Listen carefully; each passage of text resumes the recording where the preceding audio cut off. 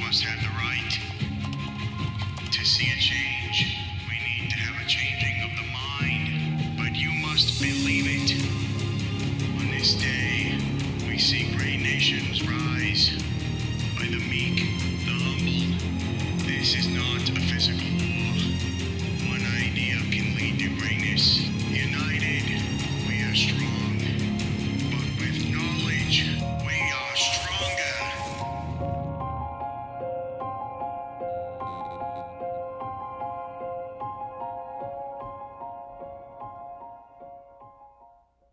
Welcome to Uncensored Crypto. My name is Michael Hearn. If you're here, you no doubt share my interest and curiosity about decentralized currency, the blockchain, and possibly my passion for a better future.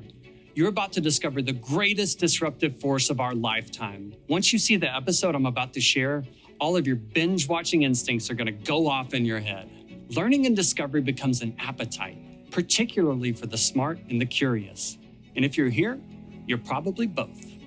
Whether this is your first dip of a toe into the water of decentralized technologies, or you have a fair amount of awareness and knowledge, I want to thank you for committing to this journey with me.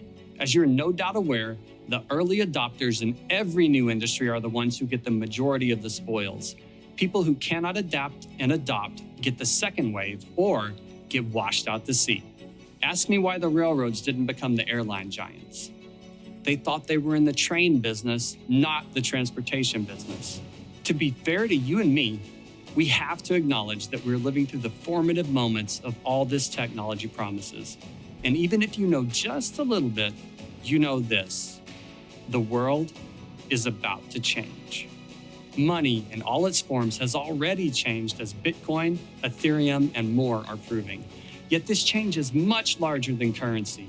It's more monumental than Gutenberg's invention of the printing press. It will create more business change and efficiencies than personal computing did. It's guaranteed to make more impact on your personal existence in the world than the internet has, and it is our only hope of solving many of the problems we face as a society today, of reclaiming our natural rights, putting a stop to censorship, and stopping inflation. It's not big. It's not huge. It is literally a monumental shift in humanity in the way we will govern, provide security, wage war, and preserve peace. Even the rumblings you are hearing of the metaverse will be firmly built on the foundations you're about to explore. In our lifetime, we will solve world hunger, eradicate most diseases, and solve renewable clean energy. Those who do it will be the winners, not just financial winners, the moral and ethical winners, and the ones whom history will remember. Our Carnegies, our Vanderbilts, our Pasteurs, Armstrongs, and Martin Luther Kings to come are watching this right now. The future of mankind is in our audience right now. I firmly believe this. So where do you fit in? Let's find out, because after all, if this life is anything, it's a choose-your-own-adventure matrix. What will you choose to become? Who will you choose to become? Then once you decide, how will you earn a living? Or will earning a living be a thing of the past? These are huge questions for humanity.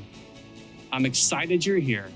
We've spent the last decade building the trusted relationships that allowed me to bring this to life, and spent months on the road filming this epic journey that you're about to take with me. We've put together these interviews in a specific order. Don't skip a single one, because the knowledge ties together over the whole story that's about to be revealed. I guarantee every single person you're about to meet will have a new insight for you. They'll offer one or even a dozen thoughts and perspectives that you may need to process. They certainly did for me, and I thought I knew a thing or two going into this series. Enjoy this episode. It's going to get us on the same page together, and then I'll be back to check in with you in just a bit. Here we go. Welcome to Uncensored Crypto.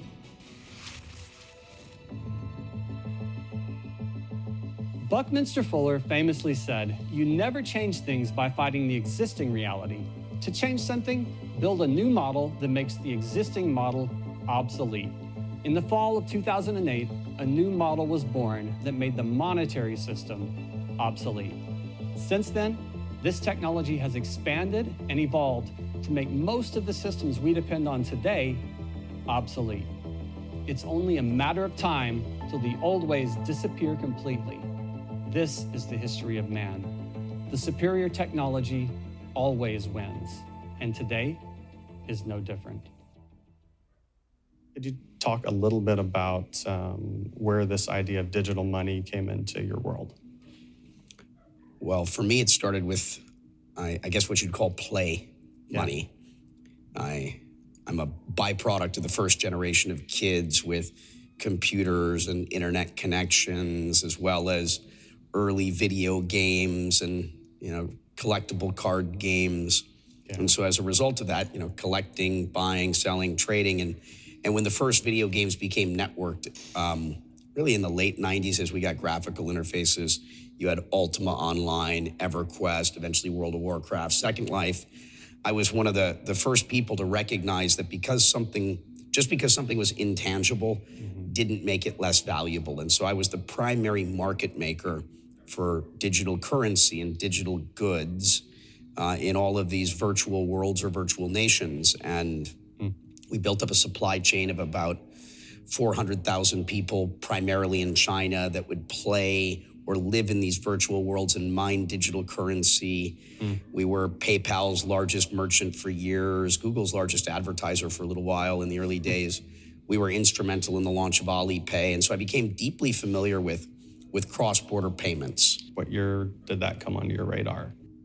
It really wasn't until 2012 where it was like, okay, we're starting to achieve enough of a critical mass. Yeah. The momentum is building because it was clear that this were something like it was the future. The question is the future now or 10 years from now. Right. And it eventually reached a point for me where I'm like, okay, I have to stop everything that I'm doing and make this really my sole focus. And that's was in 2012.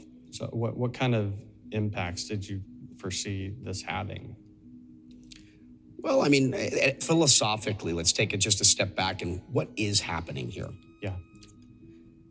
What is this technology doing? What is Bitcoin, bringing to the world? It's bringing accountability back in a world that is severely lacking in it. Bringing transparency, right, into a world that it has far too much opacity. Yeah. It's bringing democratization to tools or utility as well as opportunity. In a world where 4 to 4.5 billion people on the planet are on or underbanked. Yeah. Financial opportunity has historically really only been available to the elite. Yeah. And the idea that you're democratizing the tools as well as the opportunities, these are game-changing things that have the ability to change the world in a way that it makes it more fair. Yeah. Brings fairness. We are really at that point right now where probably within the next 12 months, whether people realize it or not, we're having that impact. I mean, take a look at what's going on in El Salvador right now. So President Bukele pushed forward a law to make Bitcoin legal tender or currency, which has a lot of big implications, and we can double click on that if you like. But the law was implemented, and they decided to enact it, fully implement it within 90 days from the law being passed. 90 days for a startup is aggressive. Yeah. For a government, it's unheard of. Talk about an entrepreneurial spirit. Right. And it got done. And it took a lot of people from around the world basically moving down there to assist the government in this rollout. Yeah. Within 30 days of Bitcoin Day happening on September 7th, within 30 days, a majority of the population had downloaded the Bitcoin wallet, the Chivo wallet, within 30 days. Within 90 days, over 70%. So talk about flipping the script. Yeah. 30% of the population having financial tools within 90 days of the Bitcoin law taking effect, 70%. It completely turned the numbers upside down. And the issues of financial inclusion in the world, this isn't a new conversation. Yeah. This has been a conversation going on for a decade or two. But with all this time, no one has really been able to put a dent in it. Yeah. But Bitcoin did. Yeah, in 60 days. 90 days. But 30 days to half the country, 90 days to more than 2/3, literally turning the numbers completely upside down on their head. And, we're seeing other things. My friend Mayor Suarez in Miami obviously is doing big things there, saying to everyone in the United States, Miami embraces the future. Yeah. Miami is not going to stay stuck in the 20th century. Miami is saying yes to the future, yes to the 21st century. He announced he's going to take his next paycheck in Bitcoin. Nice. And then the new mayor of New York City, the mayor-elect Eric Adams, within 24 hours said, I'm going to take my next 3 paychecks in Bitcoin. And the mayor of New York City making that statement, the capital of capital, that's a big deal. And others have now followed suit around the world. And so what we're seeing is a chain, a blockchain reaction, kind of dominoes falling. Yeah. It's all happening. And so I think we're at that kind of tipping point, that inflection point, where we're going to see sort of mass adoption. The technology is getting to that point where it's almost scalable enough to meet the market needs. The usability or the interface is getting friendly enough. The storytellers, are here and collecting the story to be able to deliver it in a clear, concise, simple enough way that that the masses can get involved. Yeah. And so I'm, as challenging as a time we live in, I'm very optimistic about our future. In I'm going to say 2015, 2016, a technical colleague of mine said to me, we really should start looking at this blockchain stuff. And I said, well, blockchain is just a sequential file. It's only going to be really relevant if you can take all the data that sits in databases and put it on the blockchain, but you have to have performance and capacity issues. And back then, the blockchain didn't really have the capacity or performance issues, at least some of the technologies that companies were making available. And he said, no, we got to look at Bitcoin. I said, okay, let's look at that. What was it about, Bitcoin that made you think, okay, I'm going to invest myself into this technology? So if you think about value creation, you create value when you can solve a very expensive problem for people, or when you enable something that can't be done. In the financial world, it takes 3 days typically for money to move from one place to another, for stocks to clear. Is this kind of what's called T3 concept that exists. And that costs a lot of money. If you could take T3 down to T0 and you had instantaneous settlement, where if you think about the way Zelle works today in the US, I can send you money on my smartphone. That actually still takes 3 days to happen. It's just the bank is saying, okay, I'll credit the amount, and then the banks clear with each other. The SWIFT system, how we send money internationally, was originally designed in the 70s as a telex-based text messaging system that one bank would send money to the other. It's still the primary way we send money internationally. So you have these archaic old systems that were designed around no need for speed in a world where people had a need for speed. And all of those hops that a transaction had to take between different entities, they all extracted their pound of flesh in transaction fees. And so if you can remove the friction from a process and you can make it more cost effective, that should be something that will be very valuable. Right. And so that was the driving light for me. How can you help people get money from point A to point B faster? How can you facilitate commerce happening much faster? How can you automate and remove the need for people to be involved and intermediaries to be involved in things like contractual agreements? You could automate all that using the blockchain and token-based systems with smart contracts. And so my thought was, we are at the cusp of something that is equal to what the internet was in 1995.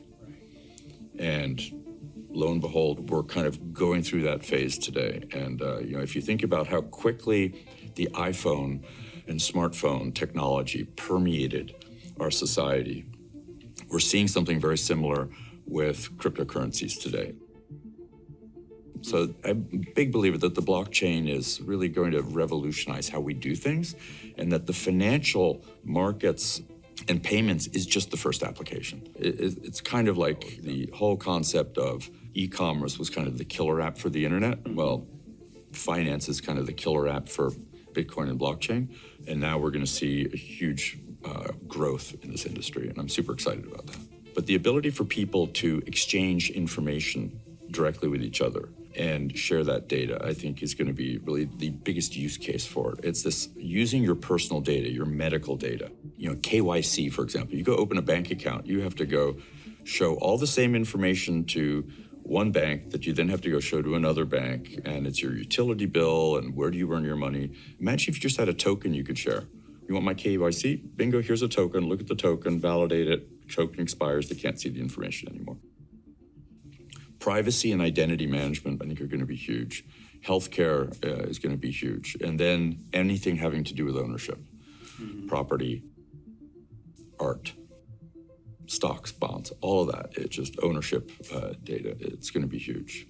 The Bitcoin blockchain is just a base layer. It's a network. Right. It's the applications built on layer 2 and above that are going to be key. Just like Ethereum is a platform, it's not a network in the sense the way Bitcoin is. It's a platform for developing applications on it. And it's super easy to develop applications. And because it has a unifying currency, it makes all of these DeFi applications interoperate very easily. But I think we're going to start seeing a migration towards the Bitcoin blockchain as the foundation because of its security, its decentralized nature, just being kind of the better platform, I think, longer term. You have been involved in crypto for a long time. What was my entire adult life. Yeah, so how did that happen? What was your first experience? Oh, well, it was a combination of things. I first came across Bitcoin in 2011 when it was mentioned in Rolling Stone. They had an article on this black market Amazon.com, and I was like, oh, that sounds cool. And it was the Silk Road. And I figured out how to get on the Silk Road. I was enamored. I was like, this is awesome. And then I tried to figure out the Bitcoin thing, and I was like, no, this is too complicated. You had to go to this like sketchy website called Mt. Gox. I was just like, I don't know about this. So I actually never ended up buying Bitcoin back then. But for me, what brought me back was that around that time, I was super involved with Occupy Wall Street, which had just sprung up. I was at school 2 hours north.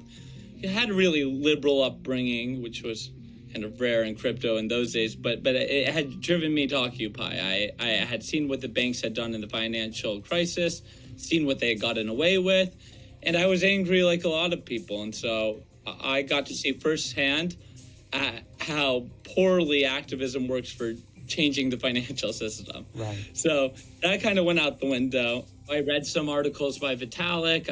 I read the white paper by Satoshi Nakamoto. I watched a video series on Udemy that Charles Hoskinson had made, and I caught the bug. I was like, and it wasn't from the perspective that so many people had at that time, which was very libertarian or cypherpunk or anarchistic.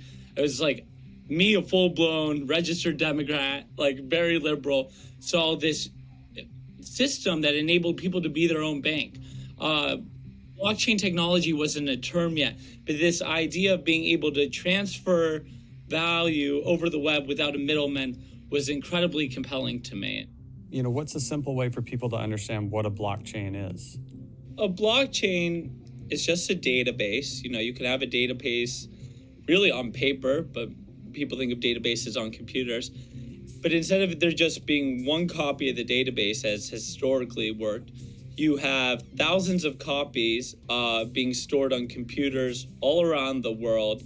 And all those computers are validating every single transaction that occurs that's getting logged into that database. So that those transactions can be monetary with Bitcoin, but it can be as complicated as those in the smart contracts happening on Ethereum. But fundamentally, what matters is that you have this incredibly powerful, trustless source of truth where that database can never be altered. It is physically, from a computer science perspective, nearly impossible for a well-secured blockchain to ever be altered. There are theoretical attacks, but it's never occurred on a major blockchain because there's so much computing power securing the network from all around the world. So what you have is a trustless computer network that allows for the transfer of value, whatever that value is determined to be online, can be transferred on a blockchain and stored in this database or ledger. And it's a very powerful concept once you begin to realize how many areas of our lives depend on intermediaries and trust, and how much of what we do centers around the concept of value. And so when you can take any form of value and put it online and not require a middleman, and transfer that value to anybody anywhere in the world with an internet connection, you begin to realize the broad ramifications of this technology. What excites you about the technology today? Well, similar to many of the libertarians, anarchists, cypherpunks that I often couldn't relate to in the early days at an ideological level, what excites me about Bitcoin and everything that's come after it is the concept of freedom, sovereignty, the idea that with a smartphone or a computer, you have the ability to transact in a whole wealth of ways in a sovereign, individual manner in which there's no government oversight, there's no large corporation watching what you're doing. It gives you privacy, it gives you autonomy. I'm, more of a statist, as they call them most, and I don't mind the role of government in my life up to a certain extent. But the idea that all my financial transactions are being monitored, the fact that everything I do online is being monitored and collected, that's frightening to me. They call it surveillance capitalism, and it feels so normal now because everything we do is being surveilled and it's just part of our lives. But literally 25 years ago, 20 years ago, even 15 years ago, that really wasn't the case. And so our world, humanity has shifted so dramatically, and our sense of privacy and personal autonomy has just vanished. And before our eyes, and it's not even like the old people are like, look out, we've seen this before. There's nothing like this to compare what's happened to our, human beings as what's happened with social media and the web. And so we live in this age where any tool that can be used for greater freedoms, greater privacy, it's so important. And so there's so much of what's going on in the crypto landscape, harnessing this blockchain technology that enables greater privacy and greater autonomy, whether it's, storing files on Filecoin, whether it's, just doing US dollar transactions with like USDC or Tether, just normal e-commerce. That concept of being able to not have prying eyes all the time as we spend more and more of our lives online is it's existential almost, because, one days, we may have this singularity where, supercomputers develop consciousness and they soon become smarter and more powerful than we are. And they have all of our fucking data. They know everything about us. They know what makes us tick. They know they know what makes us sad. They know how to manipulate us and control us. I try not to be like an AI alarmist or doomsdayer, but there is a world in which, the use of our data and information gets really out of hand. But as Edward Snowden shows, it can just be the NSA, it can be the FBI, it can be, other humans that are, or the Facebook and Cambridge Analytica, where they can be, taking what we're doing and not using it for the most ethical means. And so it's a tool for freedom. It's a tool for privacy. The applications run the gamut. We're at a point where it's possible to imagine anything from Amazon to Facebook to Twitter to Uber potentially running on a blockchain. Now, there are lots of questions there about whether that would ever be feasible or be done, but it could be done. There is a world in which that happens, and very likely our lives could be made much better by that, because we don't know what's going to happen in this age of surveillance capitalism, but it's quite frightening. If you're starting to get excited, stand by to be even more amazed as you discover decentralized finance, DeFi for short, and how this new technology is going to do to financial institutions what Uber did to taxi companies. Many consider this to be the most exciting sector of all in crypto. And after the experts in this next segment explain the opportunity, you'll understand why. But beyond the yields and the capital gains, this sector has the potential to unlock trillions in trapped value and to raise billions of people out of poverty across the globe. So put a pillow under your jaw so it doesn't hit the floor as you witness firsthand the future world of finance. There's a proverb that says money solves all things, and the real translation of it says money solves almost all things. It doesn't solve all things, but it solves almost all things. And I can tell you it's a lot easier with money than it is without money, and so people should be looking at these types of vehicles to obviously expand their net worth and increase their wealth.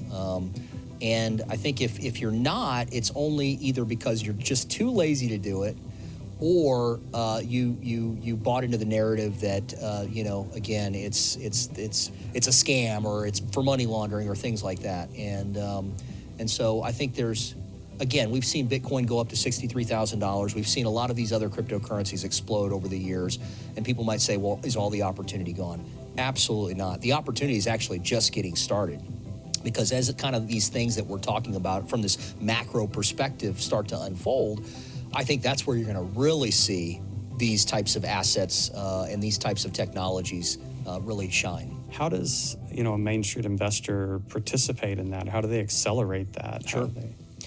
Yeah, I think there's three ways you can really invest in cryptocurrencies. I mean, you have the first way, which is, you look at buying and holding kind of like the blue chip cryptocurrencies, right? So Bitcoin, Ethereum,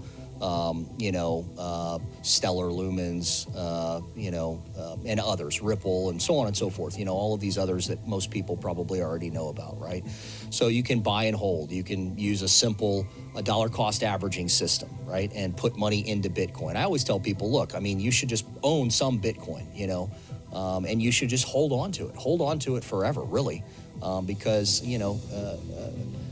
people thought I was crazy when I said Bitcoin would go to 20,000 and when it would go to 30,000 and 40,000. And I know there's some astronomical claims out there about Bitcoin going to 500,000 or $1 million per coin, per token. That's very feasible because once you understand the limited supply, you understand demand and supply, it's feasible that it could go to those levels.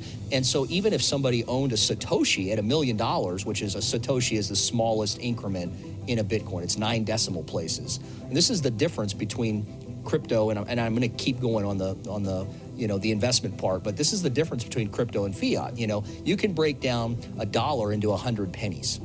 You can break down 1 Bitcoin into 9 decimal places. So people always say, well, Bitcoin is $42,000 now, or when it was $63,000, they were like, well, who could own a Bitcoin? Or you can own a piece of a Bitcoin. Right. You don't have to own the whole thing at once, And so even if you think I missed it, I didn't buy it at $10 like Cecil did, or I didn't buy it at $1,000 like he told people to do back in 2016 and 2017. There's still opportunity because this market is going to keep going up, and it's here to stay. It's not going anywhere. It's embedded in society now, and it's getting more and more traction. It's becoming more and more mainstream. The regulators can't really do much about it at this point. They can try to curb it, but at the end of the day, I really do believe it's going to continue to grow. So that's one way that people can invest, and you can do that by opening up an exchange account, regulated if you're in the U.S. If you're outside of the U.S., there's plenty of other regulated options, or you can do it through a decentralized exchange. There's a number of ways you can actually buy it. For people that don't have access to that, they can still buy it through a peer-to-peer network. So they can go on to a peer-to-peer network and maybe they have money in a PayPal account or something like that. They can buy it that way. So there's a lot of different ways that people can actually get involved and buy it now. It's become a lot easier than it was back in 2011 when I bought my first Bitcoin. And then the second way I would say is, if somebody who has a lot of wealth, they could follow some venture capitalist who's made a couple 1,000% returns. And, this is what they do all day, every day, and put their money with that venture capitalist or that fund. That's obviously a way to do that. And, a number of family offices are doing that still today. Large institutional investors are doing that. And so there is a lot of money still flowing into cryptocurrencies, actually more than ever before.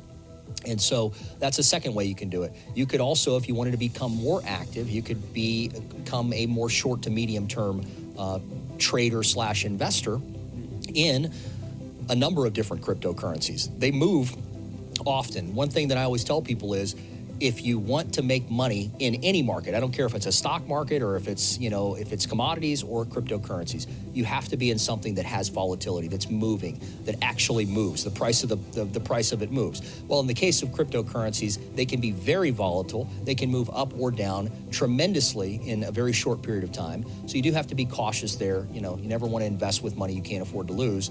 But those are really kind of like the core opportunities. And then, of course, you can invest in blockchain type companies that are building technology that have the potential to change, whole industries, or in some cases to even change the way that our entire world system operates. And so, especially, when it comes to decentralized finance applications and things like that, that are really changing the way we look at monetary policy and things that go on even a government level. So there's opportunities there. There's obviously things now like NFTs, so you can invest in JPEGs, right, in digital art. And we've had this big explosion over the summertime of NFTs, and a little bit more complex and complicated to navigate and to get into, but there are definitely ways to do it. And so at just the core level, I would just say, look, buy some Bitcoin, buy some Ethereum, and be a buy and holder of some top coins. Put $1,000 into each, and just sit on it. I remember when the market crashed at the end of 2017, the crypto market went from 20,000, and then it just started its dive all the way down to 3,700. At the time, it was like everybody was like, oh, crypto's going away. Well, we've seen cryptocurrency rebound over and over and over again. So you're going to have ups, you're going to have downs, but if people will just start putting a little bit of money into it, as an alternative investment, I would say, I think you're not going to be disappointed in 5 or 10 years. I first really started to dive into crypto and blockchain. I remember it was like the summer of 2016. And when my boss was asking me about, how does this stuff work? And I think it's going to affect the media industry in some way. And so I started to do my initial research then, and bought my first crypto and just started to trade and fell in love with it. DeFi. Can you just give a broad overview of what that is for our audience? Absolutely. Yeah, DeFi is an entire movement within the broader realm of cryptocurrency that's trying to disintermediate banks specifically. So right now, kind of the core primitives, the financial primitives that DeFi is trying to replicate are borrow and lend, right? So there's smart contracts out there like Aave, for instance, which, again, full disclosure, we're long Aave. We love that project. And what they're trying to do is match borrowers and lenders just through decentralized software, right? And so the job of a bank is to take your debits, right?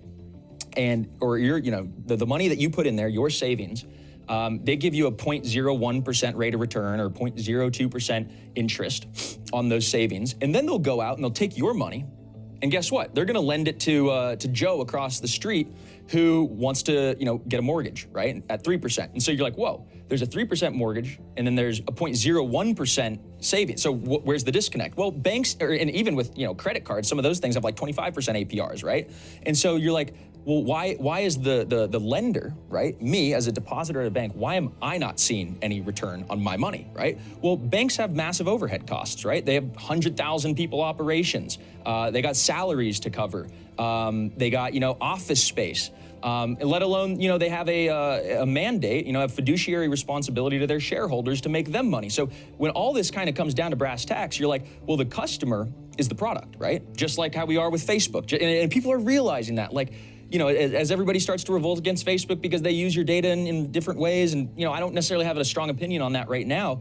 But with banks, I'm like, yeah, I think that at the end of the day, the lender should absolutely see a higher rate of interest, and the borrower should also see low rates of interest as well, right, based on supply and demand. And so what we're seeing is kind of this explosion of peer-to-peer borrow lend, it's fascinating. It's really fascinating to see. It's like almost like, you know, peer-to-peer music sharing, file sharing way back in the day, right? Like obviously we're using money here, but you're disintermediating, you know, the record companies in the same way. So that's one primitive of DeFi.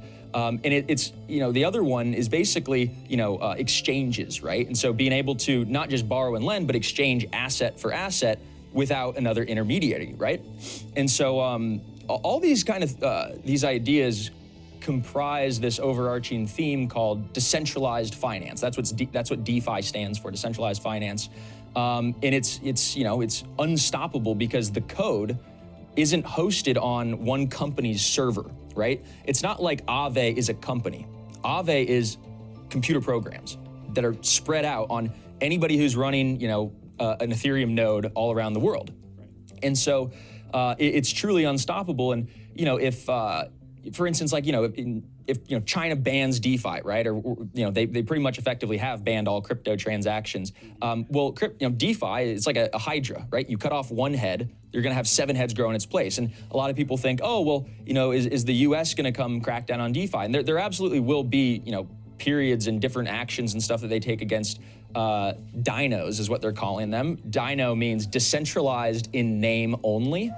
And so, you know, they are going to absolutely be going after some people. But again, you know, I think that this entire movement of DeFi is really just beginning, right? You know, I just checked this morning, total value locked in DeFi projects across Ethereum, Solana, Binance Smart Chain, Phantom, you know, a lot of these layer 1 protocols, $200 billion in total value locked. So that's like, again, peanuts compared to, you know, JP Morgan, for instance, which has a market cap of something like $400 billion. And it's like, so when you kind of take the total addressable market and you extrapolate it out, if you're at, you know, $200 billion of collateral in, this will be like trillions and trillions of dollars, right? The banking industry is $34 trillion. And so I think we've got a long way to go. I get really hyped up about DeFi. Just because, you know, I think that's where most of the upside is going to be in the market. But at the end of the day, this, you know, DeFi is absolutely unstoppable, and it's going to happen in one form or another, and it will take some market share from banks. It will take, you know, Western Union, you know, God bless them. You know, that's got to be a sinking ship because, you know, they charge 20% on remittances, and now you could do it for free with Bitcoin and Lightning Network through Jack Mallers' Strike company, right? Or you could just send tokens across to your buddy's Ethereum wallet, and that's it. So I think that you know, the remittance game is pretty much dead in the water. Yeah, and it's a perfect example of how you know, it brings benefits to the users of the system. Right. Whereas, you know, banks are the largest beneficiaries of banking. Mm-hmm. Not, you know, they provide us services as well. You know, there's an exchange of value. But whenever you take the middleman out, it gives margin back to both ends of the value chain. Absolutely. What was it that introduced you to cryptocurrencies? Well, we have been rating banks, insurance companies, stocks, ETFs, and virtually everything that investors or savers, depositors might be interested in since 1971. As we get to 2017, it looked to us like cryptocurrencies were going to really go through the roof because we looked at the previous cycles and it looked like 2017 was going to be the big year. Yeah. At the same time, we saw that we looked around the crypto world and we couldn't find any viable research. Mm-hmm. All you could find on the internet and on the blogosphere was someone hyping up his own coin that he owned, right, and bashing the coins of anyone else or coins that he didn't own. Right. So there was this feudal wars between the Ripple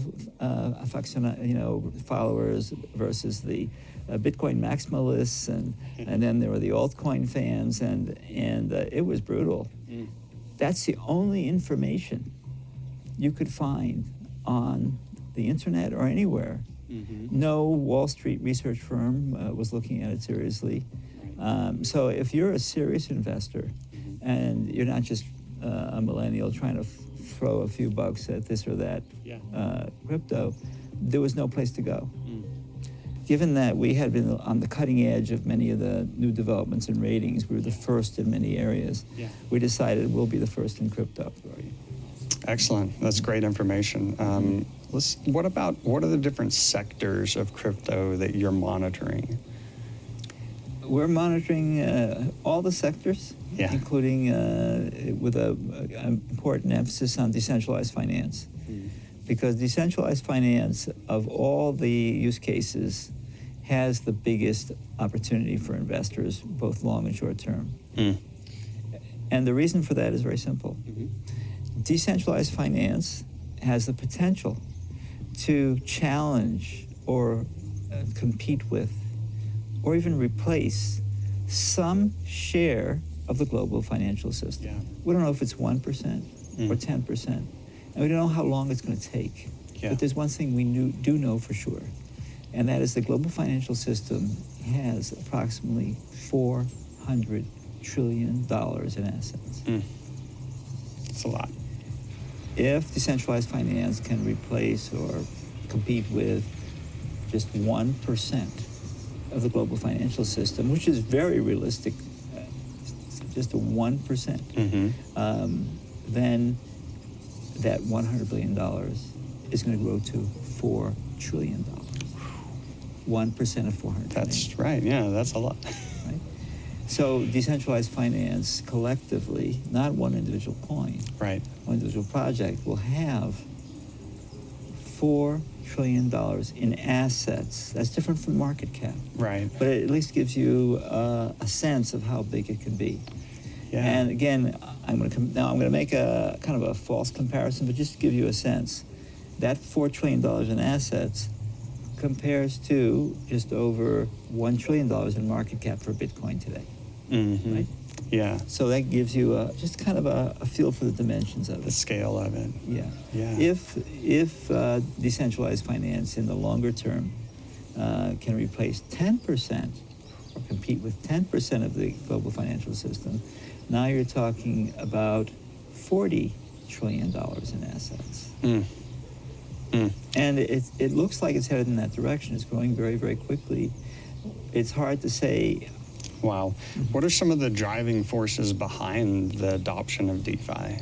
The one clear primary driving force is one 5-letter word. Yield. Yield.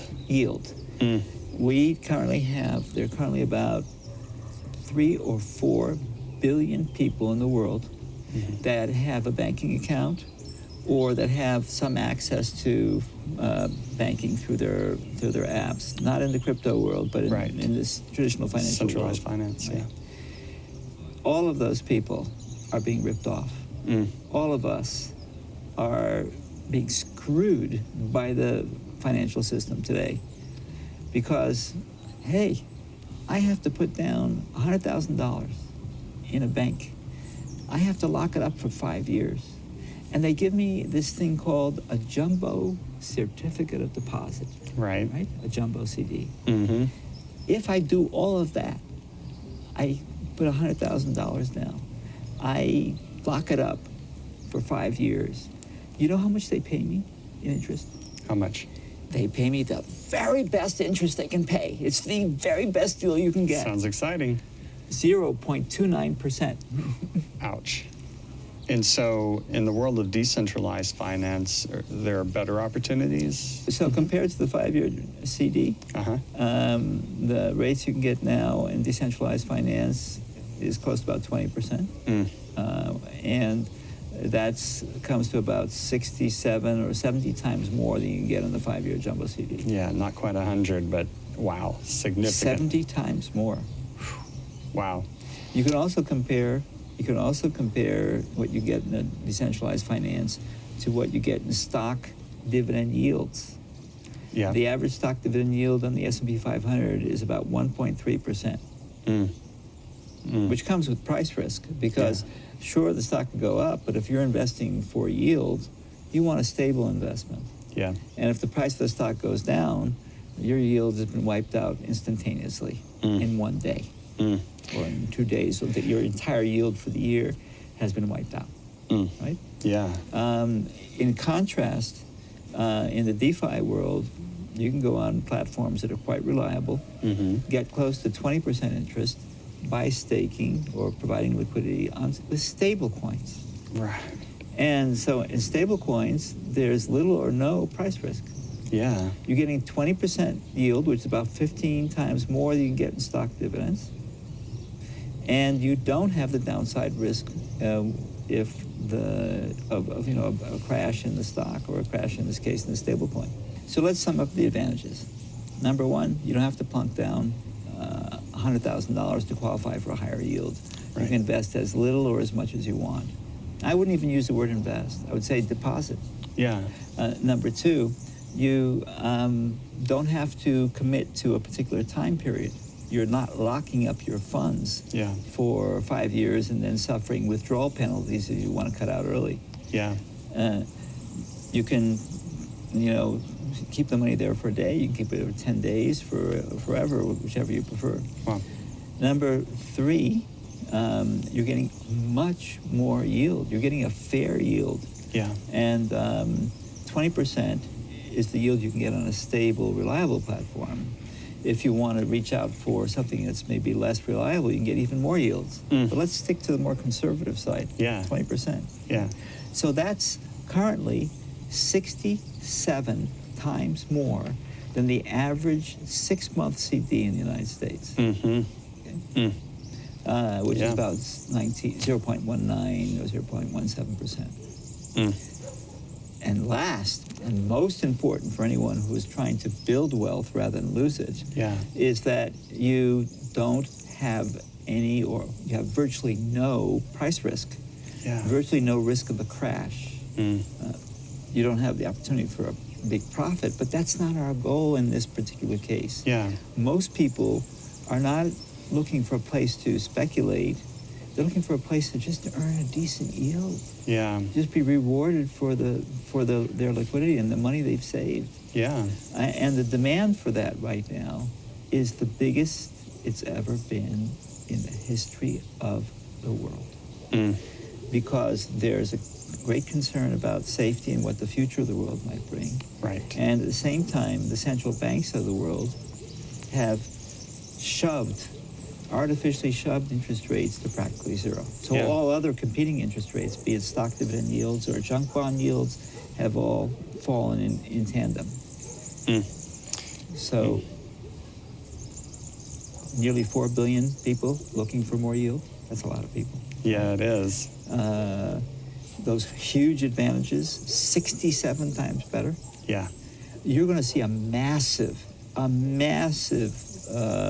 tidal wave.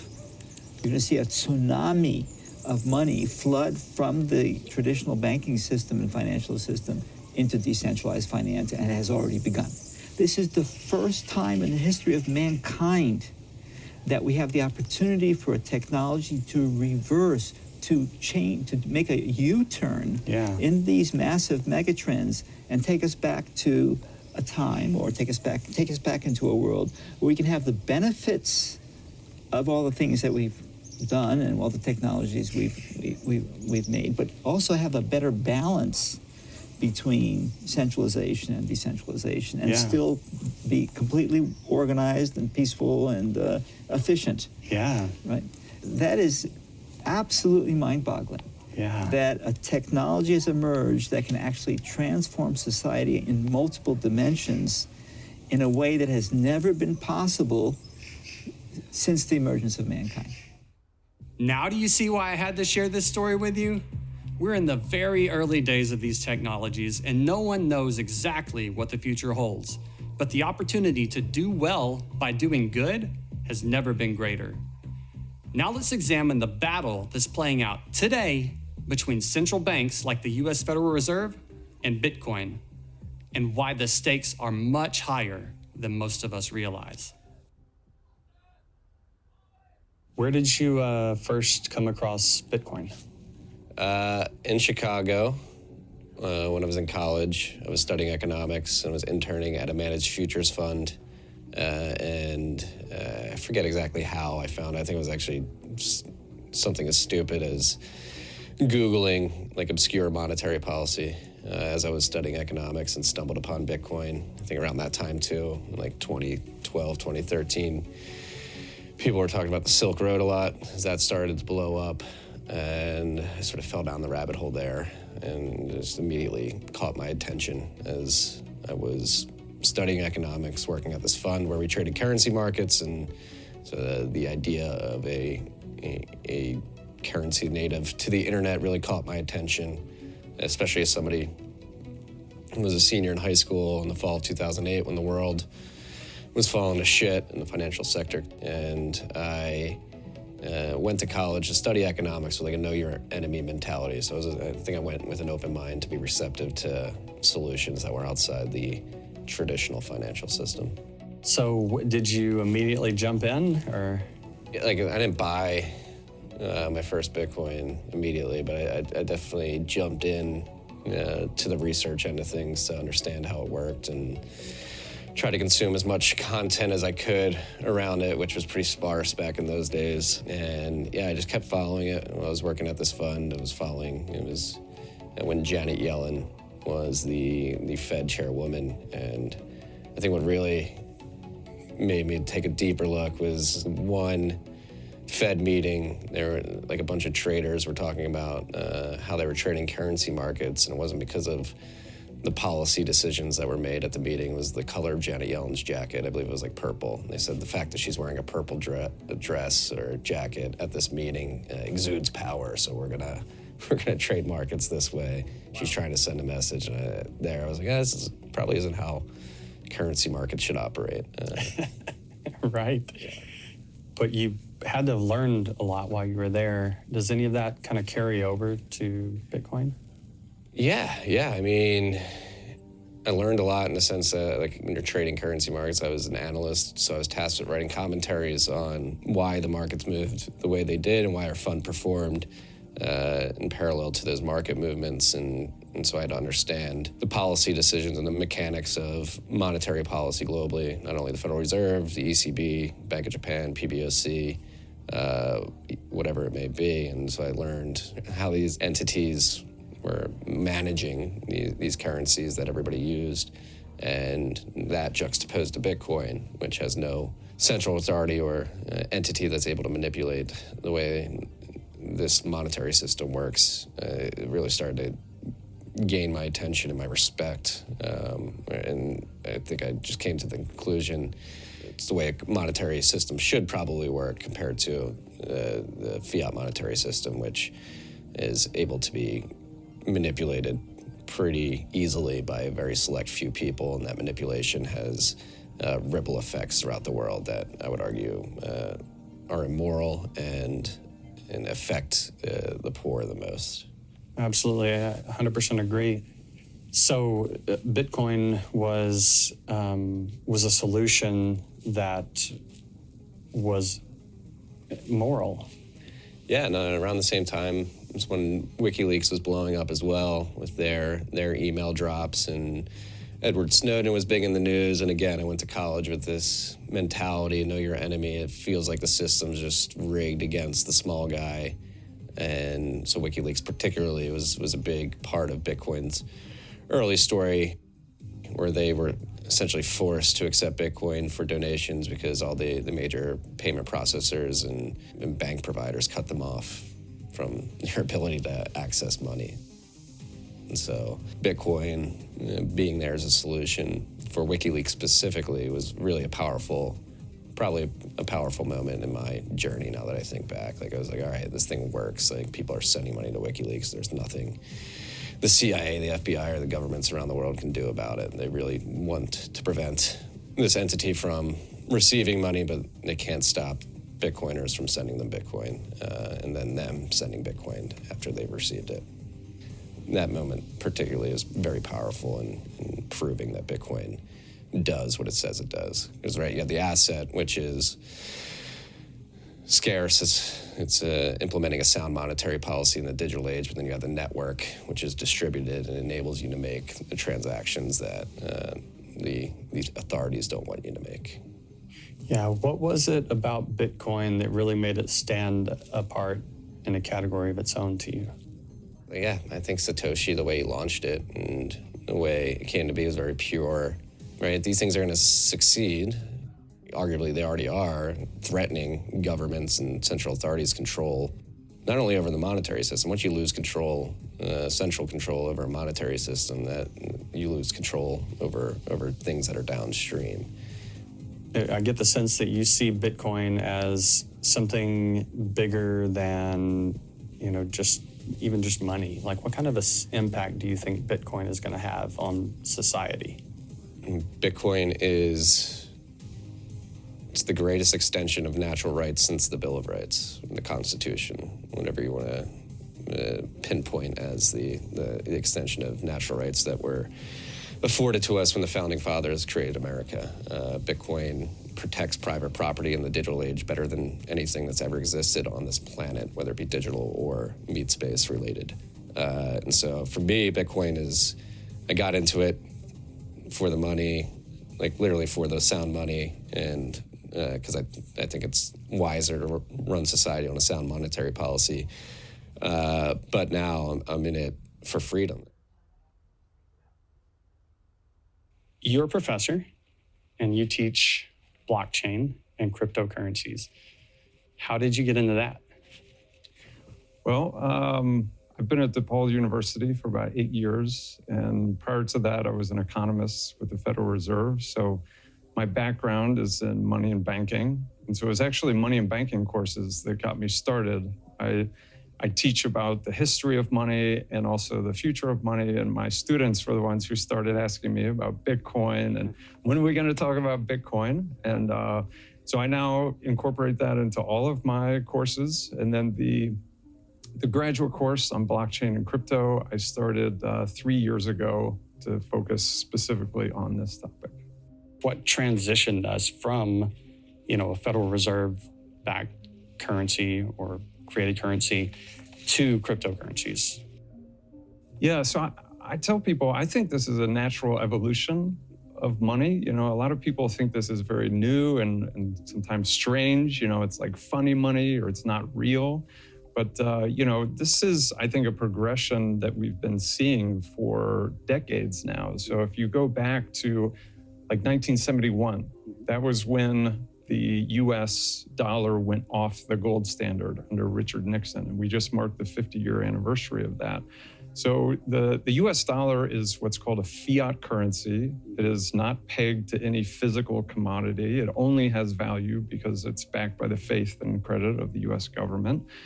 And, we have become very comfortable with physical bills, like a $20 bill that we can put in our pocket. But, most people don't pay with cash anymore. We've been moving towards this thing called the cashless society for a number of years now. Other countries are even further along in that direction. My students, most of them don't even own a wallet. They just, they pay for stuff using their phone. And so, we've seen this progression from physical cash to electronic payments. And I think now with crypto, what we're seeing is electronic cash. So that's really, it's physical cash, electronic payments, electronic cash. So it functions like cash, but it only exists on the internet as a means of virtual payment. And so we're moving towards this form of digital money. And I think as we move towards a digital economy, it only makes sense that we would see that. Yeah, absolutely. So I think a lot of people, kind of a question about what gives, say, Bitcoin value. Yeah, well, there's a lot of people who would say it has no value, and that if you buy it, you're a fool because it's, it's a Ponzi scheme. Warren Buffett has come out and said very critical things about it, which is understandable. Bitcoin doesn't produce anything. There's no cash flow, not like a stock or a bond. And so I think there are some people who really question crypto assets as an investment because they don't produce anything. But they are more like a commodity. So under regulatory frameworks, Bitcoin has been labeled as a commodity, not a security, but it is still an investable asset. And I think the value really comes from its role as money. So again, people tend to think the US dollar has value, but it's not backed by anything. And if you look at gold, gold has no intrinsic value. It's not very good at conducting electricity. It's very malleable, so it's not very strong. And so it really only has value because people attribute value to it, and because it is scarce and has become a store of value. So I think Bitcoin in particular is transitioning into more of a digital gold, something that doesn't have any intrinsic value, but people can use it as a store of value. And the value really comes from the network. I think to understand the crypto market, you have to understand what are called network effects. The more people who use it and adopt it, the more it can function as a transfer of value, where I can buy and sell with it. I can provide money to other people using this. And so as that network grows, the value will increase. So again, part of what I love about this, and I think why you're interested in this and so many people are interested in this, is cryptocurrency is money without banks and without governments. And some people like governments owning and controlling money because it gives them comfort that someone is there watching and the buck stops here, so to speak. But there's a huge history of governments mismanaging money for the wrong reasons. You know, in some developing economies were printing money, producing hyperinflation. Zimbabwe, it gets out of control. Then people say, well, the US is different. You know, we never have any of those problems. But if you look back over those 50 years, when we went off the gold standard, 1970s, huge inflation, double digit here in the US. Most of us now have forgotten that ever happened. And it was really Paul Volcker, chairman of the Federal Reserve, who raised interest rates and got that under control. And so, since the Greenspan days, we've had inflation targeting. The Fed has managed to keep inflation roughly around 2% or just below. But, 2 episodes, I think, have started to raise questions about that. One was the global financial crisis, 2008, 2009. Quantitative easing, QE1, QE2, QE3, massive increases in the money supply. And there were some people who said, well, this is going to lead to crazy inflation because, the Fed's just printing too much money. And we didn't see that. So, if you look back over that period following the crisis, inflation remained quite low. But that was really a global phenomenon. The entire kind of international financial system was struggling with low price growth. But during COVID, we've seen with all this monetary stimulus, it's increasing even more. Inflation is starting to tick up. And so I think there's a lot of questions about, is this sustainable? And to me, that brings to the point of do you want someone managing the money supply? Our current system with central banks is they have full discretion over whether to increase or reduce the money supply. Some people like that because then they can manage the economy. They can provide more or less as it warrants. But what I love about crypto is it's entirely transparent. It's all in the code, in the protocol. And so the supply of Bitcoin is increasing at this very steady rate. And there's no kind of wizard behind the curtain that's kind of controlling that. And so supply, you know what you're going to get. And so the price fluctuations are all about demand, which I think is kind of how it should be. Many people in the kind of the financial markets today would say that central banks have become too active, that the Fed is intervening too often. And so, the US stock market, S&P 500, a lot of that's driven by the Fed. And so it's not about corporate earnings or profitability. The whole market rises and falls based on monetary policy. And so if we can shift towards a monetary policy that's more kind of basic, transparent, and less interventionist, then like you said, we could arguably move back towards a more free market economy. Time alone will tell how this battle plays out, but one thing is certain, these technologies are on a collision course with the powers that be of today, and neither side is backing down. At the forefront of that struggle are government regulators who have taken a number of widely varying approaches to dealing with their little crypto problem. Our next guest, United States Congressman Warren Davidson, is one of a handful of politicians who actually understand this technology and just how much good it can do for America. You may be shocked as he shares the power struggle going on at the highest levels of our government and terrified by some of the things that could be done with this technology in the wrong hands. From your kind of inside perspective, I think a lot of people are concerned that, crypto's too disruptive, that, the government's going to come in and shut it down. Is that even a realistic possibility at this point? Well, some of my colleagues certainly want that to be the case. And, they look to China for other things too. I mean, they're kind of authoritarian in their approach. They don't see themselves that way. But look, China wants to control their economy. They want to use money in their payment system as a means of control over their population. What should money be used as? It should be used as a store of value and a means of exchange. That's really the part that the federal government is most focused on. My fear is that they're so focused on that they kill the use cases that could come from permissionless transactions. So let me differentiate that. So permissionless like cash, right? So if I pull out my old school leather wallet and give you $20, I could trade you $20 for something that we agree on. There's no third party to the transaction, your bank, my bank, the federal government, anybody else. If you, however, use a bank account, well, there's a third party involved. And this brings in the third party doctrine. And the federal government uses that third party doctrine to essentially spy on all the financial transactions. And that's how we solve lots of crimes. That's how we keep the country safe from terrorism. It's how we enforce sanctions and all kinds of things. And so there are people that are very fearful that America's, power of the dollar as the world's reserve currency could be undermined by some other system. Now, the reality is there is another system. It's developing anyway.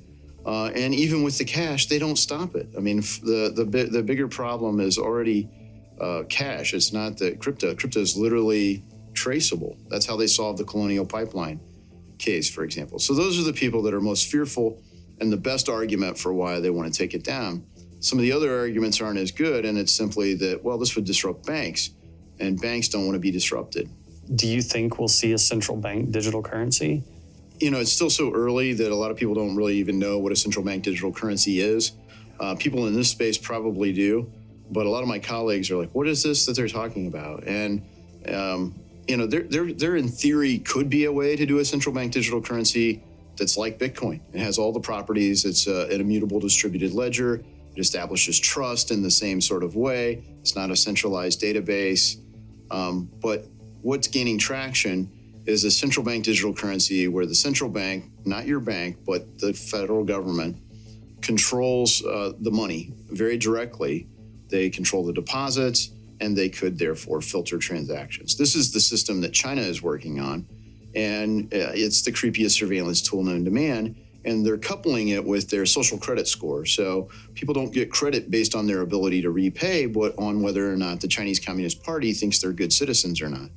Now, as crazy as it is, there are some of my colleagues who look to that kind of system with envy because it gives the Chinese Communist Party a lot of control over their society. And if we don't develop an alternative to that, if we just develop something that's similar and competes with China's version, the whole planet's going to be dominated with that kind of money. What we really want is hard currency. Why is the US dollar the reserve currency? It's viewed as the best representation for, oil. You think about the petrodollar, all the commodities, not just oil, are settled in dollars globally. And so there's a strong desire to have this. And historically, money flows to the hardest currency. You see Bitcoin being adopted even as legal tender in El Salvador and a lot of interest in it in other countries. Why would that be? Well, because it's very hard currency. You don't see central banks diluting the value of it by creating massive new supplies. All these kinds of things will undermine the US dollar if we don't change course. We could embrace something that's like Bitcoin with a central bank digital currency. It would restore privacy, and it would create America as a haven for investment, where instead of an authoritarian system that's going to create a creepy surveillance tool, you would do what America has done that's attracted people from all over the world anyway. We're the land of opportunity. We defend freedom. We're not an oppressive surveillance state. And I think that's one of the most high stakes policy debates we're having right now is whether or not to have a central bank digital currency or a digital dollar for simplicity. And if we did, what would be the nature of it? What do you see happening right now that gives you the most hope?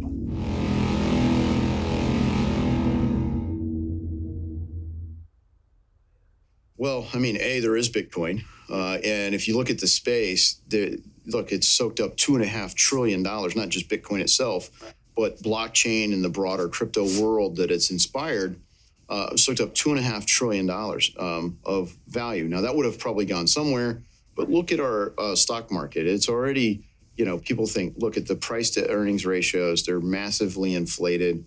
It's creating the distortion of the money that I just talked about with the Federal Reserve.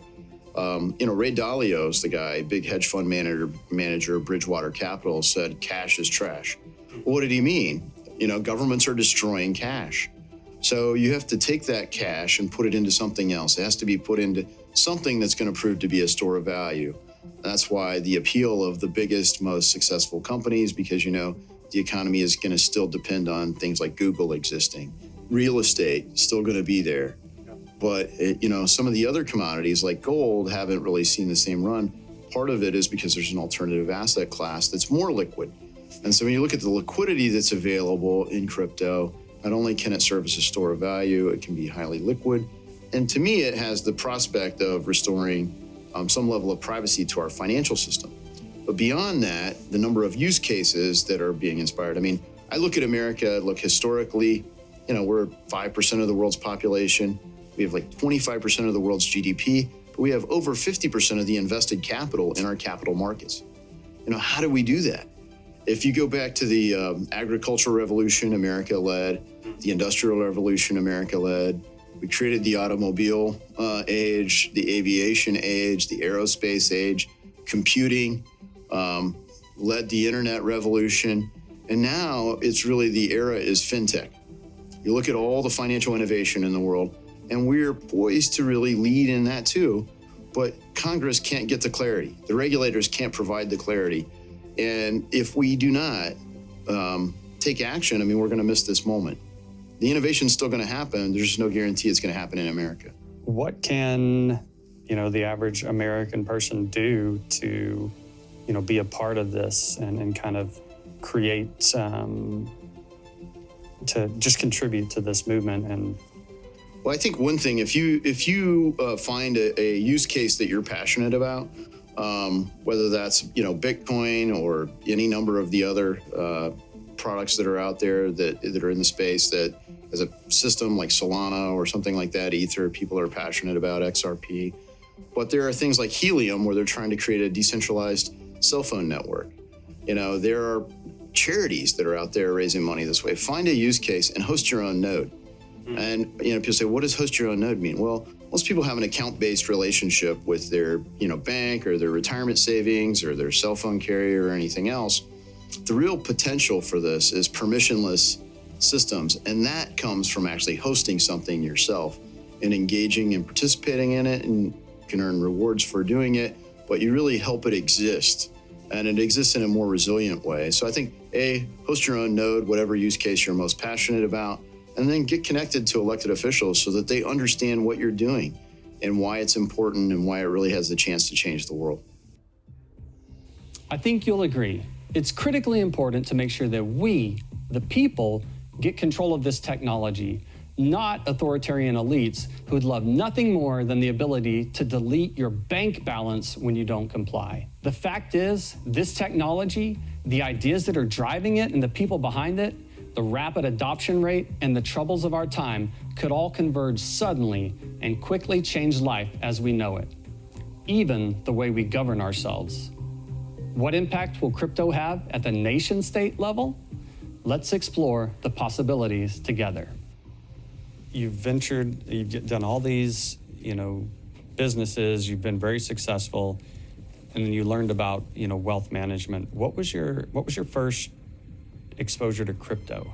Right after I launched that second business at the November of 2010, and I don't remember where I came across it, but I did at some point and heard about Bitcoin, thought about buying some, had to get online and talk to somebody on a forum or, a blog, and it's like, hey, wire me money or send me money and I'll send you, these Bitcoins, figure out how to set up a wallet. And I was like, it wasn't quite structured enough for me to do that, which was obviously the dumbest mistake I've ever made.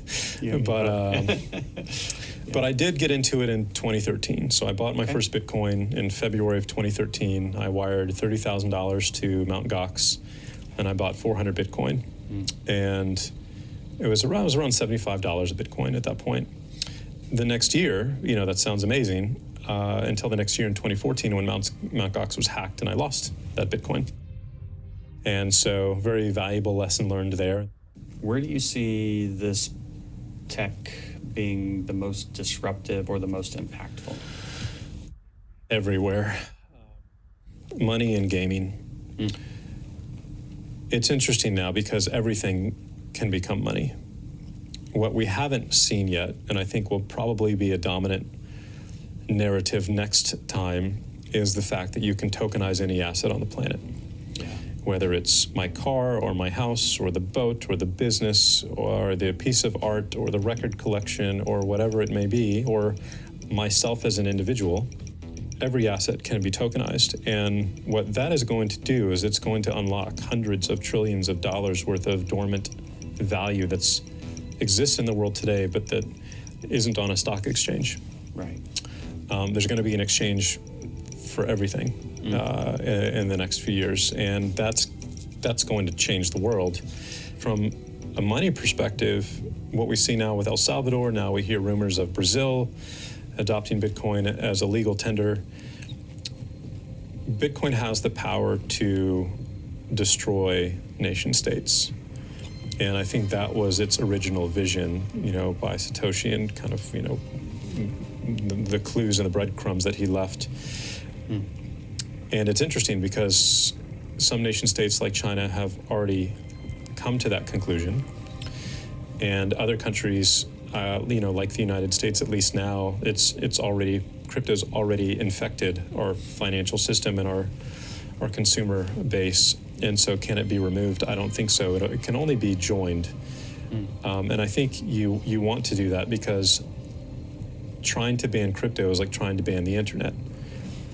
Good luck, especially if the rest of the world continues to adopt it. And so Bitcoin has the opportunity to become the dominant form of money on the planet. And it's going to, because of that, destroy all of the other fiat currencies that exist. Fiat currencies are the primary tool by which governments have waged war, controlled populations, bought and controlled other politicians, and therefore the laws that have been passed.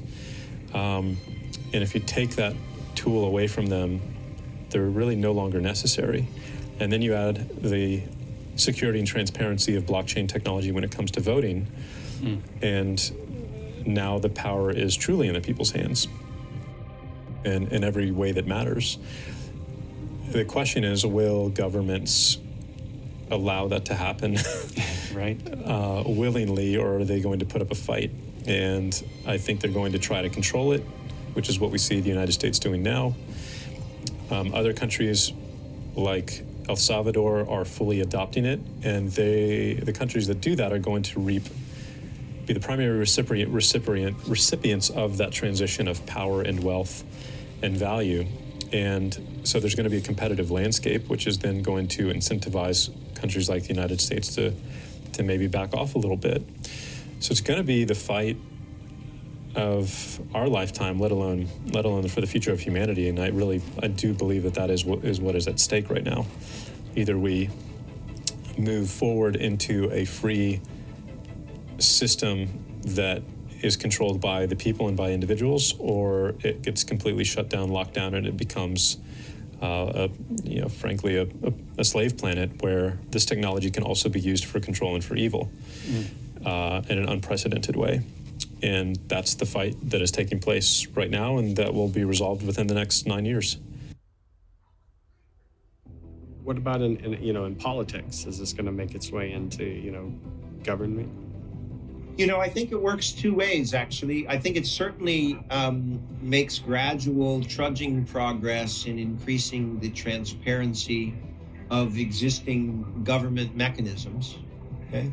Yeah. And yet, what I think maybe catches people off guard is that, as is the case with so many technological innovations, it's new types of blank, whatever blank is, that grow up native in the new technology soil. And so it's not so much that blockchain has an impact in existing structures, which it certainly will, but that wholly new structures, for example, of governance, and wholly new institutions rise up that in some sense can supersede the role that, again, since you mentioned governments in particular, governments now take. And so I'm not, in a strictly political sense, I don't subscribe to the philosophy of anarchism, but I do suggest that just as with significant inventions like the printing press, it's going to lead to a reshift and a reinterpretation of what the rightful role of government is in particular areas. And those governments that are able to flex rather than bend, rather than break, are the ones that stand to benefit the most. You already earlier referred to this dilemma that some governments feel they're facing in a financial sense. Do I suppress this technology to maintain control and then, as a result, drive out technology innovators to other greener pastures? Or do I find some way to encourage the innovation to occur on my home turf at the cost of having to cede some of what I previously, as a government, speaking anthropomorphically, what I previously thought was my right and title. Right.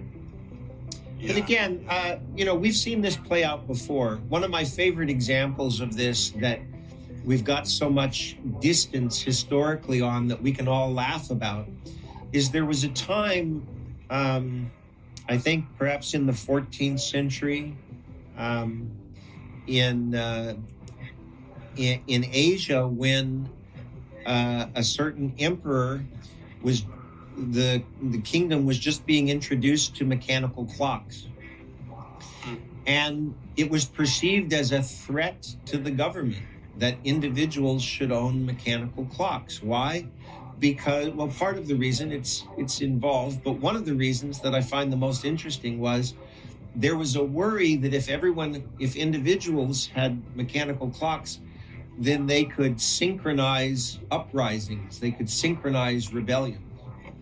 And yet, with 500 or 600 years of history between us and the invention of the mechanical clock, no government today worries about the fact that people walk around with wristwatches. Okay? And so, to me, it's a story that's useful in a couple of ways. One, it suggests that people, if you will, worry too much. But two, it suggests that the role of government is an enduring one, and it can adapt to technological innovations. It doesn't need to fear for its existence just because mechanical clocks are now available. It has a more enduring role. And so, long term, we'll still have governments, and it'll all be a blockchain-based data world. Yeah. Right. Hopefully we'll figure elections out. It would be terrific if we could enhance the trust that we had in election and election records. I know that's kind of where you were leaning at the start of the thing, and maybe I went all the way around the barn to get there, but absolutely. I can't think of any government record that's more important than the voting records. And everyone having, regardless of their political persuasion and which candidate they wanted for this or that office, everyone having confidence that the system worked correctly. And, paying a favor back to that system from the blockchain is only fair because if you think about it, when you go back in the United States history, 250 years, whatever, to the Constitution, this was at a time where who was in charge of a government was determined by who had the power to beat militarily effectively the others. And the whole idea of a constitution was quite a radical experiment. But in hindsight, we should see the Constitution itself as the original decentralized peer-to-peer algorithm for consensus. That whole notion of the rule of law certainly should benefit from the blockchain, since the blockchain is really paying back a debt to that original notion, that there didn't have to just be someone in charge by dint of force, but that we could have a continuing algorithm and decentralized consensus that allowed for peaceful transitions of authority. So, yeah, blockchain can help government a lot, and it should start with voting.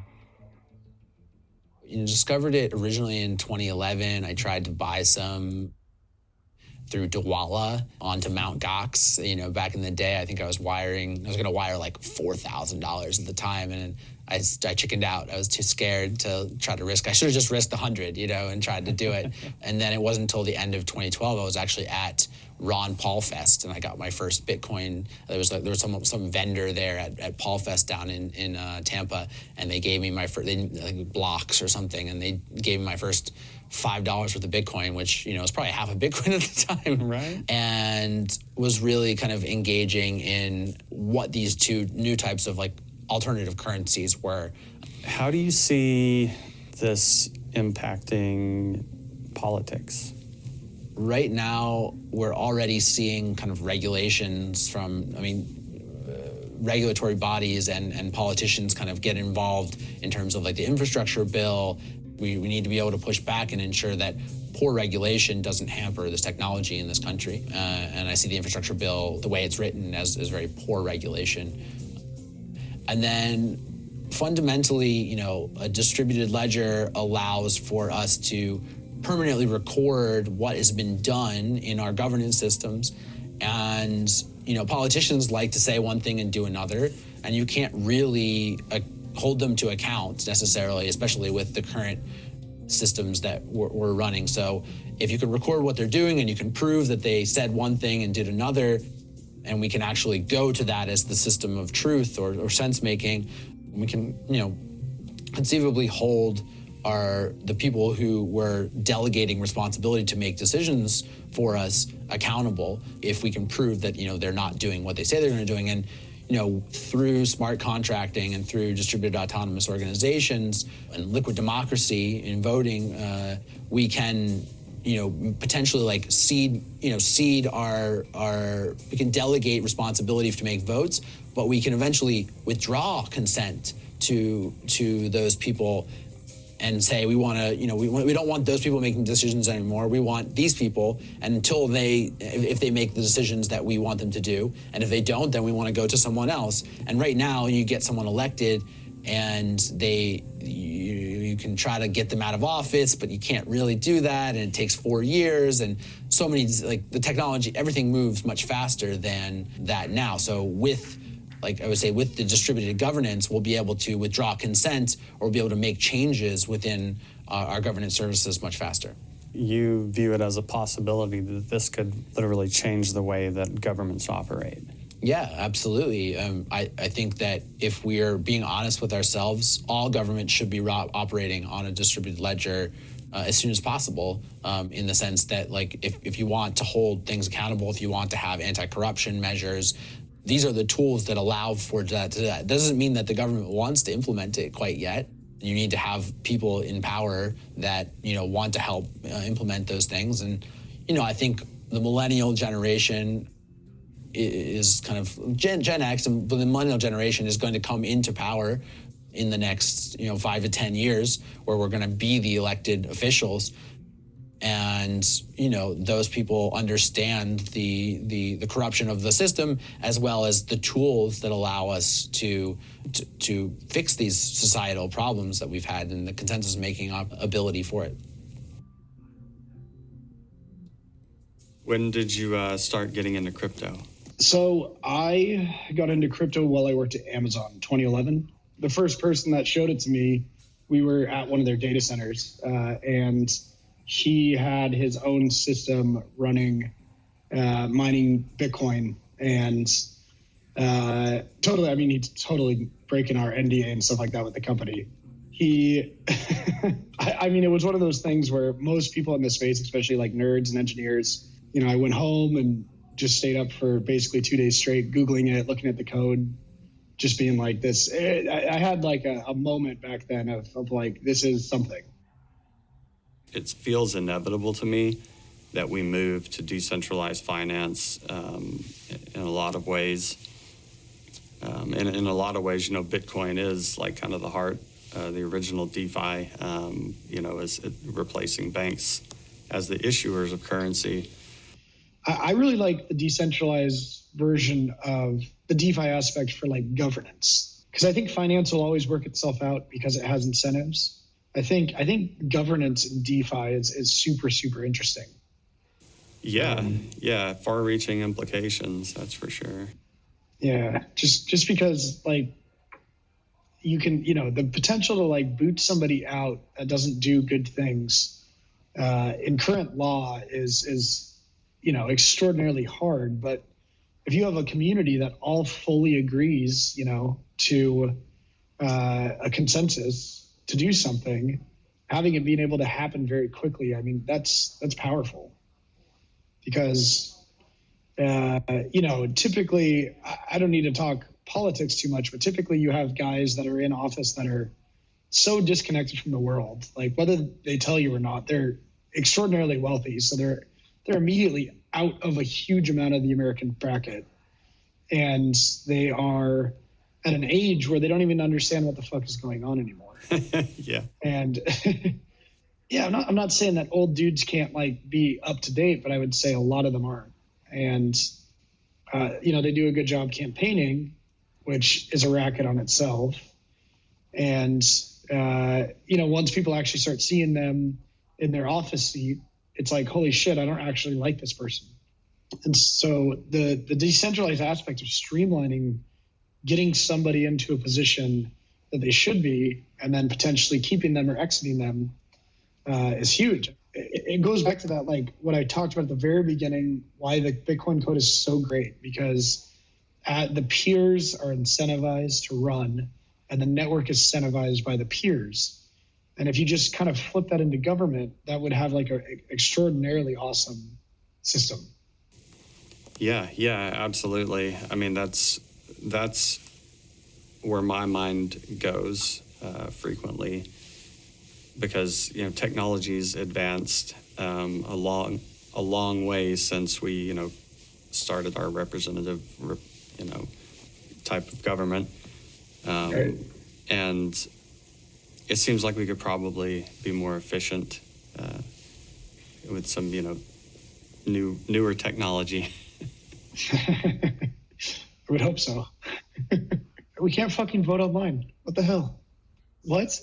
We can't. Yeah, no, we can't count the votes. Like 2021. Like really? Think about that. Here's your private key and your public key, and then you just go vote. It's already been proven you can't hack it. Maybe someone could take your private key, so you'd have to build a system. As long as you logged on and was like, hey, I didn't actually vote, there wouldn't not be a hard system, honestly.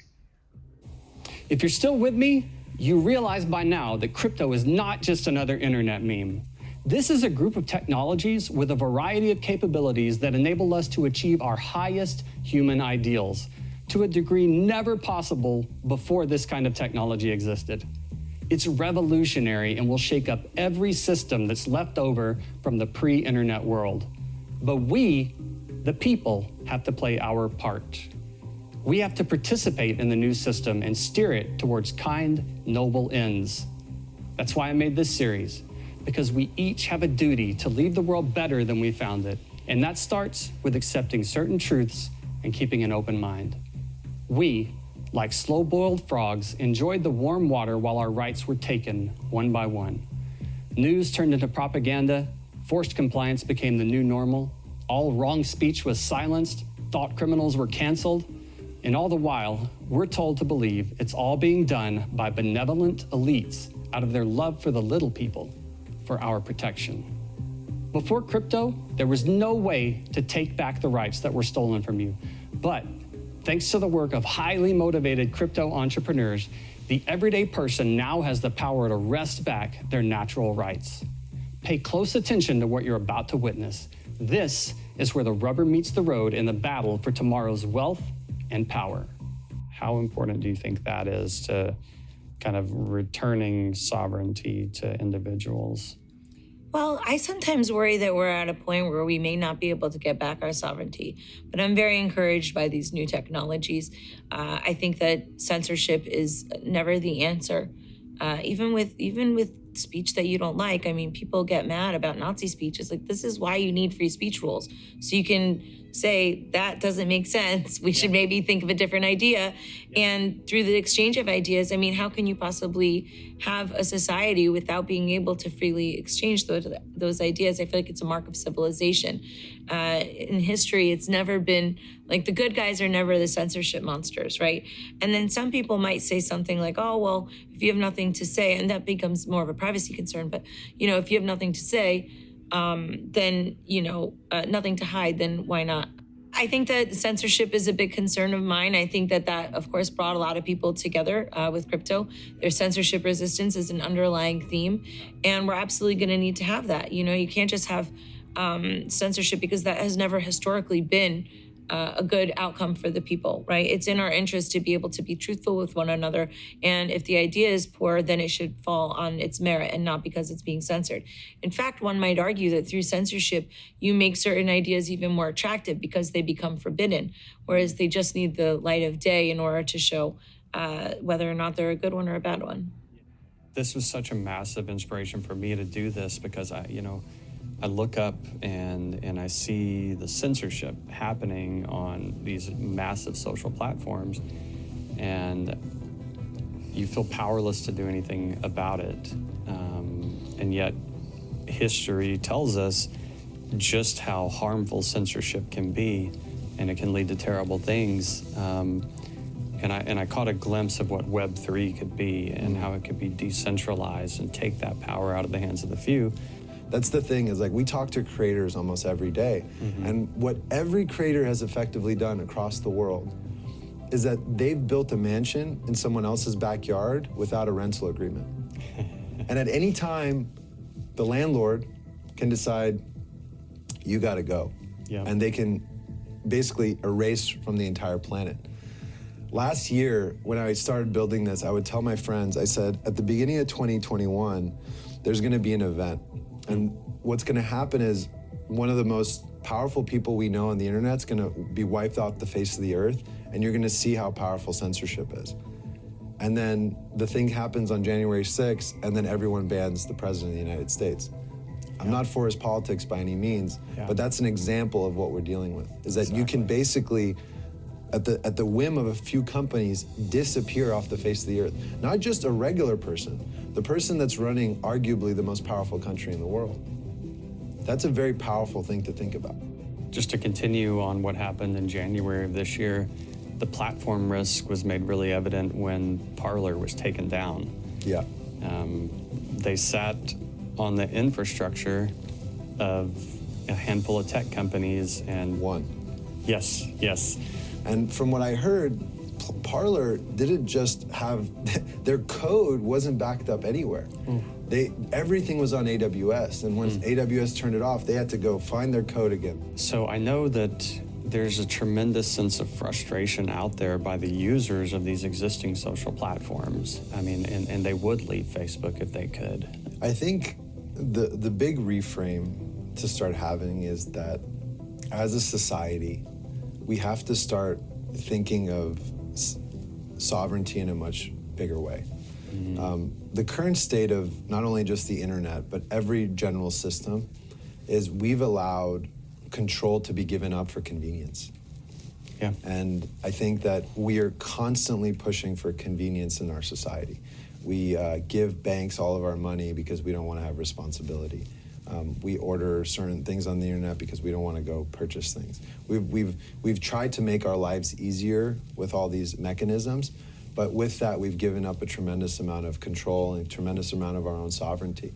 Yeah. And I think if we want to take back our human sovereignty, we have to first take back our attention. And we have to first take back our data and our usage on the internet. One of the things that I think a lot about is how technology changes human behavior. Basically, the last 15 years or so, we've been inundated in sort of like a very weird digital world where everything is centralized, and we're in an environment that is not natural to human nature. It's just very different than what we would think of as human. So, we have these digital profiles of ourselves on Facebook or something like that. And it induces a certain level of human behavior that's not natural, right? Like, I know like a lot of people on Instagram feel the need to make their life look a little more glamorous, right? So they will purposefully do things that they might not even like or think is worth it, but it's a way to sort of like humble brag on Instagram or something, right? It changes incentives quite a bit. A large part of the incentives on these platforms is this idea of free, right? Like everything is free. And I'll never forget like this conversation that I had with Tae Young-ho. And he is the highest ranking North Korean official to have ever defected. And I was having a conversation with him at the Oslo Freedom Forum a few years ago. We were just talking about different stuff and, North Korea and everything else. So I was like, hey, so how did Kim Il-sung gain all this power? Like, how do you get to be a totalitarian state? Like, what's sort of the process? And he said, well, here's the real secret. You give things away for free. I was like, what? What do you mean by that? And he said, well, they basically made everything free. You get free healthcare, you get free education, you get a free house, the government makes sure you have a job, everything else. And people loved it at first because you got free healthcare, you got free education, you got free whatever. Thing is, it wasn't really free. And he said that the price of free is compliance.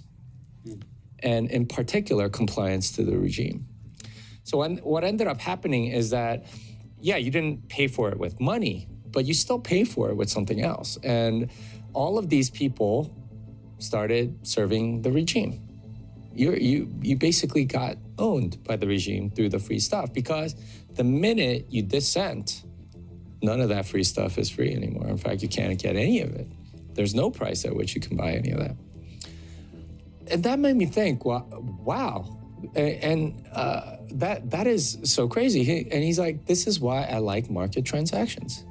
There's something sacred about market transactions. When you pay for something, both people have an obligation to each other. When you pay for something, like the company that you pay to has an obligation towards you, and you're able to pay that over. And it's a mutual thing. Whereas if it's free, it's a one-way dependence. It's a fast track to slavery, which absolutely blew my mind, right? Like it's such an amazing insight. And afterwards, I was reflecting on this a little bit. And I was like, okay, where do we get stuff for free? Well, we get our Google Gmail for free. We get Facebook for free. We get like Twitter for free. We get all these web services for free. What's the cost? We're the product, right? We're the product.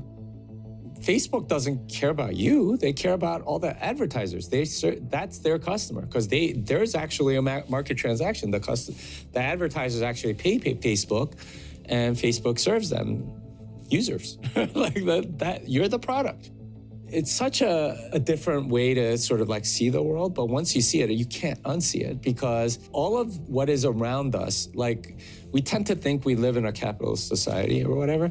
I actually think we're in a very socialist one in many ways, because we are getting things for free. It's just that it's a different kind of socialism where they sell us to other people, and we are manipulated in so many ways through propaganda, images, and everything else, so that we serve the needs of those things that we get for free. This is why Google, Facebook, Twitter, and all these things that we get for free, they're so powerful, because there's an inherent dependence on those platforms, on those companies. And I'm picking on big tech, but this is true of a lot of other things, right? Like, especially government, where if you do get something for free, like it causes dependence. It forces you to be compliant, and we're seeing that a lot with like these vaccine mandates and things like that, right? Where they're talking about like taking away healthcare for those that don't get vaccinated. They're talking about taking away your job if you're not vaccinated. I mean, it's going to be property next, right? Like, you're not allowed to live in this neighborhood unless you're vaccinated or something like that. I mean, this is tyranny. This is what kind of happens, and this is what Bitcoin is there for, to resist this kind of stuff. Where, when you have, transactions between people, it becomes something sacred. It becomes obligations towards your fellow man. And in a sense, this is what allows people to interact with one another in civilization. It's this transactions that go back and forth.